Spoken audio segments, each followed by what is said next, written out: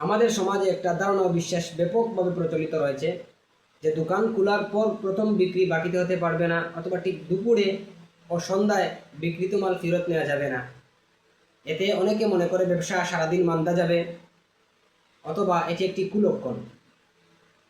প্রথমত, ইসলামের মধ্যে শুভ লক্ষণ ও কুলক্ষণ বলতে কোনো কিছু নাই। আল্লাহ রাসূল সাল্লাল্লাহু আলাইহি ওয়াসাল্লাম হাদিসের মধ্যে বলেন, লা আদওয়া ওয়ালা সাফারাতা ওয়ালা তিয়ারাতা ফিল ইসলাম। অর্থাৎ ইসলামের মধ্যে শুভ লক্ষণ কুলক্ষণ বলতে কোনো কিছু নাই।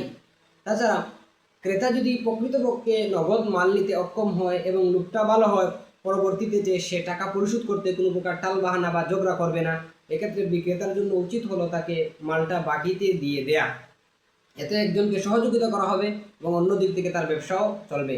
আর বিক্রিত মালটা ফেরত নেওয়ার ক্ষেত্রে যদি ব্যবসায়ীর কোনো প্রকার বড় ধরনের ক্ষতি না হয়, শুধুমাত্র লাভ থেকে বঞ্চিত হতে হয়, এক্ষেত্রে শরীয়তের উপদেশ হলো বিক্রিত মালটা বিক্রেতা ফেরত রাখবে। কারণ আল্লাহ রসুল হাদিসের মধ্যে বলেন, মান আকালা নাদিমান বাইআহু আকাল আল্লাহু আসরাতাহু ইয়াউমাল কিয়ামা। অর্থাৎ যে বিক্রেতা কোনো ক্রেতার লজ্জিত হওয়ার পর মালটা ফেরত রাখলো, কিয়ামতের দিন ওই বিক্রেতার আল্লাহ তাআলা দুষ্ত্রুটি গোপন রাখবেন। এজন্য দোকান খোলার পর প্রথম বিক্রি বাকিতে হতে পারবে না, অথবা বিক্রিত মাল সন্ধ্যায় অথবা দুপুরে বিক্রিত মাল ফেরত নেওয়া যাবে না, এই ধারণা, এটাকে কুলক্ষণ মনে করা শরীয়ত এবং যুক্তি উভয়ের দৃষ্টিকোণ থেকে এটা বর্জনীয়। তাই আল্লাহ তাআলা আমাদেরকে এই ধারণাকে বর্জন করার তৌফিক দান।